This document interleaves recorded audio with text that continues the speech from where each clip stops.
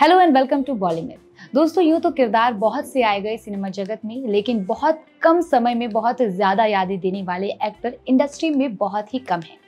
ऐसे ही कुछ चुनिंदा किरदारों को निभाने वालों में एक नाम है एक्टर अशोक सराफ का, जिन्होंने फिल्म करण अर्जुन में मुंशी जी का किरदार निभाते हुए ठाकुर तो घियो डायलॉग के साथ सबका दिल जीता। और सिर्फ मुंशी जी के कैरेक्टर में ही नहीं, एक्टर अशोक खुद को लगभग हर कैरेक्टर के हिसाब से ढाल लेती थी।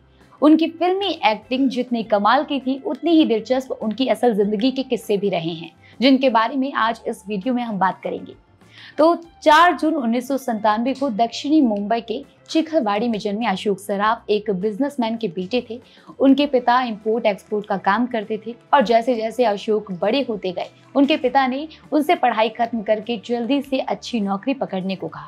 लेकिन इनके पिता नहीं जानते थे कि उनका बेटा नौकरी करने के लिए पैदा नहीं हुआ। वो बचपन से ही अभिनय की दुनिया का सरताज बनने की तमन्ना रखता था, लेकिन साथ ही वो अपने पिता की उम्मीदों और ख्वाहिशों को भी नहीं तोड़ना चाहते थे। लिहाजा उन्होंने स्टेट बैंक ऑफ इंडिया में नौकरी करना शुरू कर दिया।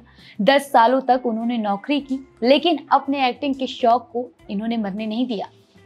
नौकरी के साथ ही नाटकों में भी हिस्सा लेते रहे। उनके करियर का पहला नाटक महान मराठी लेखक विष्णु सखाराम खांडेकर की किताब ययाति पर आधारित थी, जिसमें अशोक विदूषक यानी जोकर बने थे।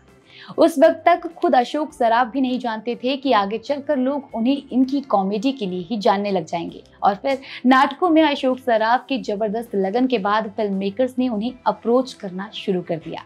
मराठी सिनेमा के बड़े डायरेक्टर गजानन जागीरदार ने इन्हें अपनी फिल्म में एक छोटा सा रोल दिया, जिसके लिए ना तो उन्हें कोई खास पैसे मिले और ना ही नाम। हाँ, लेकिन अशोक को एक फायदा जरूर हुआ, उन्हें सिल्वर स्क्रीन पर एंट्री मिल गई। ये फिल्म 1971 में रिलीज हुई थी। अशोक सराफ मराठी सिनेमा पर छा तो गए ही थे। इसके बाद उन्हें मौका मिला 1975 में रिलीज हुई पांडु हवलदार नाम की फिल्म में, जो एक आइकॉनिक मराठी फिल्म है।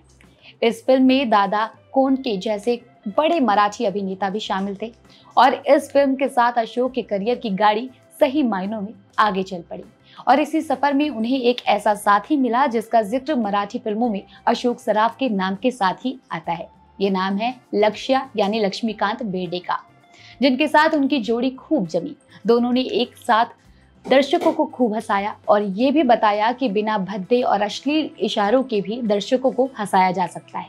कुल मिलाकर 80 से लेकर 90 के बीच का दशक मराठी सिनेमा को अशोक सराफ और लक्ष्मीकांत बेर्डे के अपने दम पर जिंदा रखा। बताया जाता है कि ये वो दौर था जब मराठी सिने इंडस्ट्री बेहद खस्ताहाल थी, लेकिन अपने टैलेंट के दम पर ही दोनों कलाकारों ने 10 सालों तक मराठी सिनेमा पर राज किया। दोनों के नाम पर ही मेकर्स को इतना भरोसा हो गया था कि अगर ये 2 कलाकार किसी भी फिल्म में हैं तो फिल्म सुपरहिट होनी तय थी, जो एक एक्टर के लिए बहुत बड़ी बात मानी जाती है। एक्टर की ऑन स्क्रीन जोड़ी की बात करें तो लोग इन्हें मराठी अभिनेत्री रंजना के साथ देखना बहुत पसंद करते थे। इनकी जोड़ी का क्रेज लोगों में ठीक वैसा ही था जैसे हिंदी सिनेमा में शाहरुख और काजोल को देखना।